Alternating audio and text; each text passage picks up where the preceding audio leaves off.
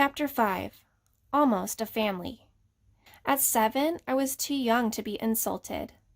The camp worked on me in a much different way. I wasn't aware of this at the time, of course. No one was, except maybe Mama, and there was little she could have done to change what happened. It began in the mess hall. Before Manzanar, mealtime had always been the center of our family scene. In camp, and afterward, I would often recall with deep yearning the old round wooden table in our dining room in Ocean Park, the biggest piece of furniture we owned, large enough to seat 12 or 13 of us at once. A tall row of elegant lathe-turned spindles separate this table from the kitchen, allowing talk to pass from one room to the other. Dinners were always noisy, and they were always abundant with great pots of boiled rice, platters of homegrown vegetables, fish papakat. He would sit at the head of the table, with Mama next to him, serving, and the rest of us arranged around the edges, according to age, down to where Kyo and I sat. So far away from our parents, it seemed at the time, we had our own enclosed nook inside this world. The grown-ups would be talking down at their end, while we too played at our secret games, making eyes at each other when Papa gave the order to begin to eat, racing with chopsticks to scrape the last grain from our rice bowls, eyeing Papa to see if he had noticed who won. Now, in the mess halls, after a few weeks had passed, we stopped eating as a family. Mama tried to hold us together for a while, but it was hopeless. Granny was too feeble to walk across the block 3 times a day, especially during heavy weather, so May brought food to her in the barracks. My older brothers and sisters meanwhile began eating with their friends, or eating somewhere blocks away in the hope of finding better food. The word would get around that the cook over in block 22, say, really knew his stuff, and they would eat a few meals over there to test the rumor. Camp authorities frowned on mess hall hopping and tried to stop it, but the good cooks liked it. They liked to see long lines outside their kitchens and would work overtime to attract a crowd. Younger boys, like Ray, would make a game of seeing how many mess halls they could hit in one meal period. Be the first in line at block 16, gobble down your food, run to 17 by the middle of the dinner hour, gulp another helping, and hurry to 18 to make the end of the chow line and stuff in the third meal of the evening. They didn't need to do that. No matter how bad the food might be, you could always eat till you were full. Kyo and I were too young to run around, but often we would eat in gangs with other kids, while the grown-ups sat at another table.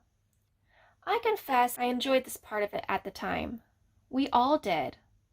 A couple of years after the camps opened, sociologists studied the life, noticed what had happened to the families. They made some recommendations, and edicts went out that families must start eating together again. Most people resented this. They griped and grumbled.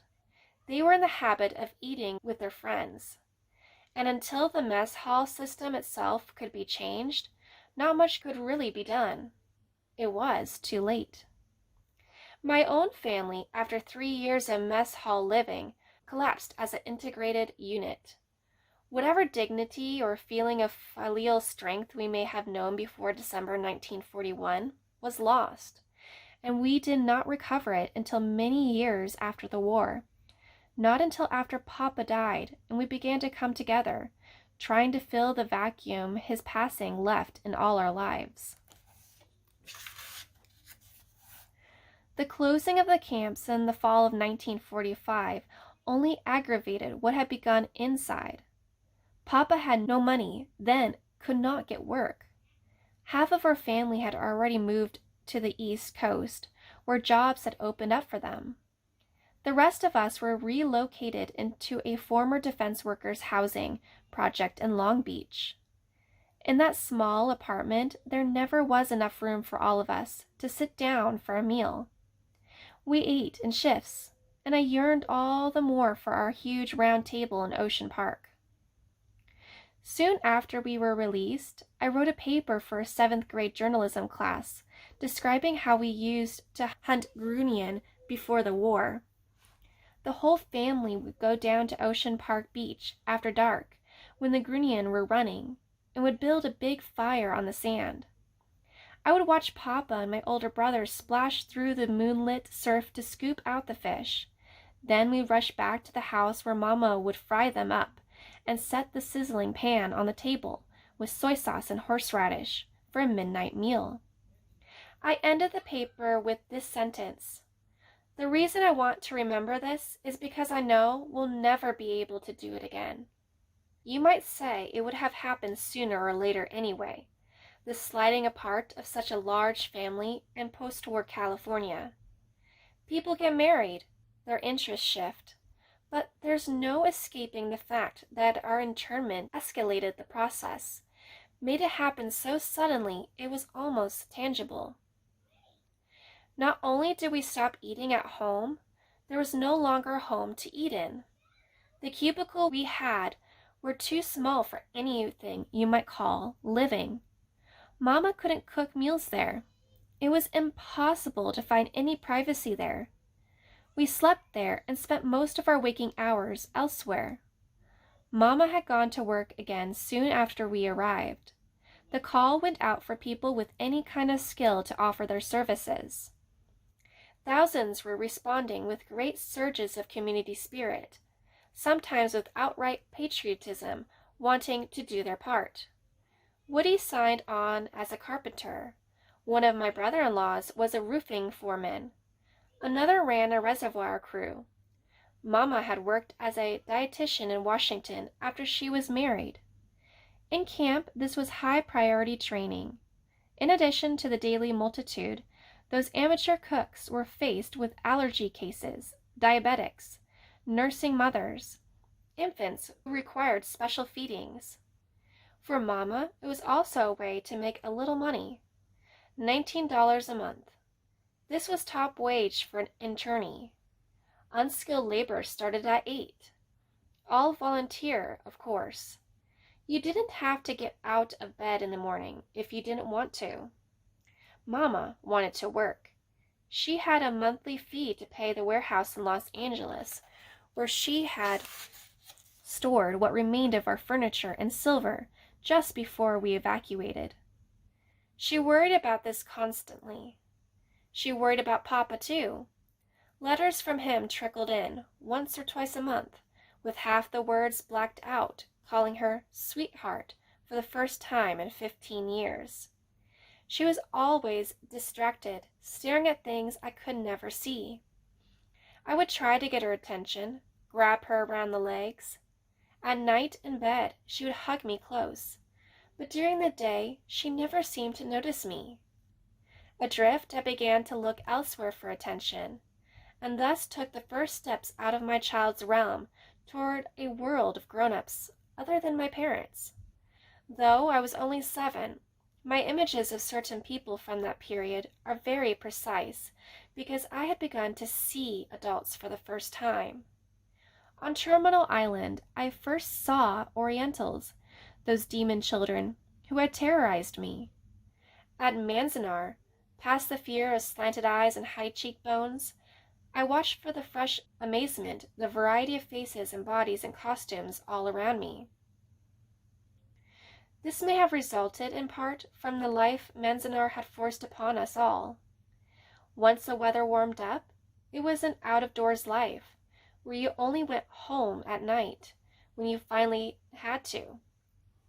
10,000 people on an endless promenade inside the square mile of barbed wire that was a wall around our city. One of our neighbors was a tall, broad woman, taller than anyone in the camp, as far as I recall. She walked directly and wore an Aunt Jemina scarf around her head. She was married to a Japanese man, and they had adopted a little Japanese girl I sometimes played with. But this woman, I realized much later, was half black, with light mulatto skin, passing as a Japanese in order to remain with her husband. She wore scarves everywhere to cover her giveaway hair. In the barracks, facing ours, there lived an elegant woman who astounded me each time I saw her. She and her husband both came from Japan, and her long aristocrat face was always a ghastly white. In traditional fashion, she powdered it with rice flour every morning. By old country standards, this made her more beautiful. For a long time, I thought she was diseased. Two more white faces stand out in my memory. A pair of nurses I saw from time to time in the clinic. They wore white shoes, white hose, and white dresses. Above their bleached faces, their foreheads had been shaved halfway over their scalp's curve to make a sharp widow's peak where starched black hair began to arch upward, reminding me of Cobra's hood. Their lips were gone. Their brows were plucked.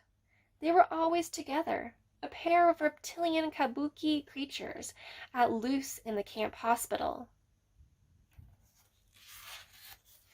You might say they were the negatives for two other women I soon began to see almost every day, and, in fact, saw more of for a while than I did my mother. Their robes were black, their heads were hooded in white. Sister Mary Suzanne was about 14 then, a frail, gentle woman from Japan who could speak no English. Sister Mary Bernadette was a feisty, robust little Canadian Japanese who spoke both languages fluently. They were Maryknoll nuns, members of that missionary order whose special task is to go into a country with knowledge of its language and convert its people to the Catholic faith. Before the war, they had run an orphanage in Los Angeles for children of Japanese ancestry. Evacuated to Manzanar and given the job of caring for some 50 orphans, interned there. They set up what came to be known as Children's Village, and they had one barracks turned into a chapel. They were joined by Father Steenbach, one of the few Caucasians to live among us inside the compound and eat in our mess halls. He was greatly admired for this, and many internees converted to Catholicism before the camp was closed. I was almost one of them. Papa stepped in just before my baptism day. If he had been there during those early months, I probably would never have started spending time with the Maryknolls. He was always suspicious of organized religions. I think he had already tried to scare me away from Catholics. That was one of the prime methods of instruction, fear. On my way home from school each day in Ocean Park, I would break into a run and I passed local Catholic church. The nuns I glimpsed were robed in ghostly figures I wanted no part of. Culturally, we were like those Jews who observe certain traditions but never visit a synagogue. We kept a little Buddhist shrine in the house, and we celebrated a few Japanese holidays that were religiously connected, the way Christmas is, but we never said prayers. I had never been inside a Buddhist church, and as for Christianity, I had not heard the word God until we reached Terminal Island.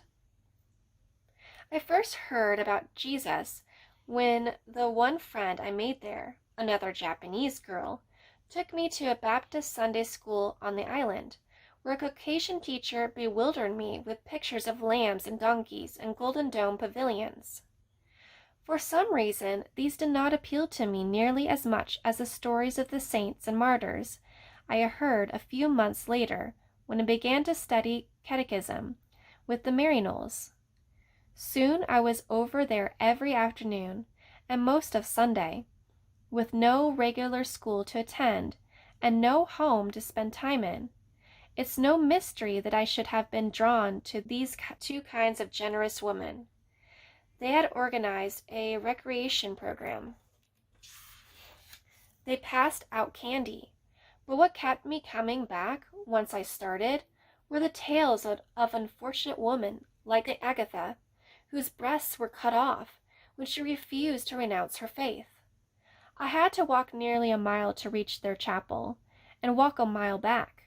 That summer it was miserably hot, over 100 degrees most days. Yet I made the trip gladly. A big, homely girl about 20 years old, who wore boys' clothes and an Eisenhower jacket, taught catechism to the younger kids. She loved to sit us down and fix us with the eye of Mother Superior and tell us about St. Agatha or St. Juliana, who was boiled alive, or St. Marcella, who was whipped to death by the Goths. I was fascinated with the miseries of women who had suffered and borne such afflictions. On my way home, I would hike past row upon row of black barracks, watching mountains waver through that desert heat, with the sun trying to dry up my very blood, and imagine in some childish way that I was among them, that I, too, was up there on the screen of history, in a white lace catechism dress, sweating and grimy, yet selflessly carrying my load. I fulfilled this little fantasy one blistering afternoon when the heat finally got me.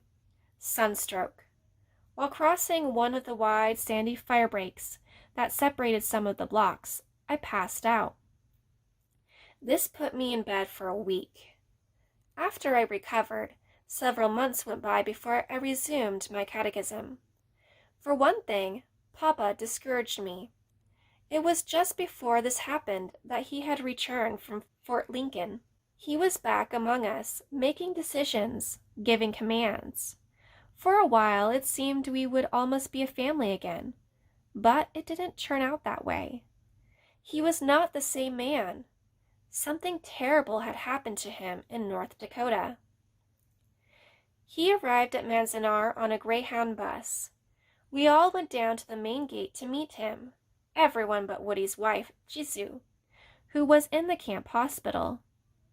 The previous day she'd given birth to Papa's first grandson. She named him George in honor of Papa's return. 2 of my sisters were pregnant at the time, and they were there at the gate in hot weather smocks, along with Woody, who had left the hospital long enough to welcome Papa back, and Granny and Mama and the rest of the family, a dozen of us standing in the glare, excited, yet very reverent as the bus pulled in. The door whistled open, and the first thing we saw was a cane. I will never forget it.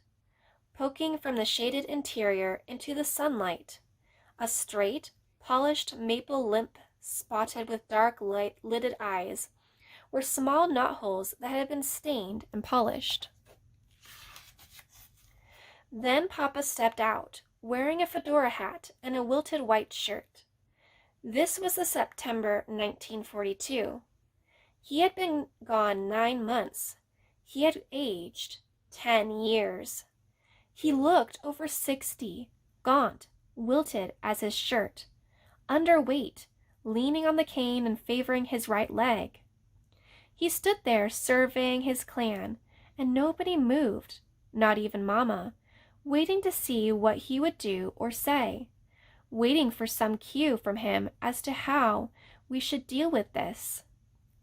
I was the only one who approached him. I had not thought of him much at all after he was taken away. He was simply gone. Now I was so happy to see him that I ran up and threw my arms around his waist and buried my face in his belt. I thought I should be laughing and welcoming him home, but I started to cry. By this time everyone was crying. No one else had moved yet to touch him. It was as if the youngest, the least experienced, had been appointed to display what the others, held back by awe or fear, or some old country notion of respect for the patriarch, could not. I hugged him tighter, wanting to be happy that my father had come back. Yet I hurt so inside I could only welcome him with convulsive tears.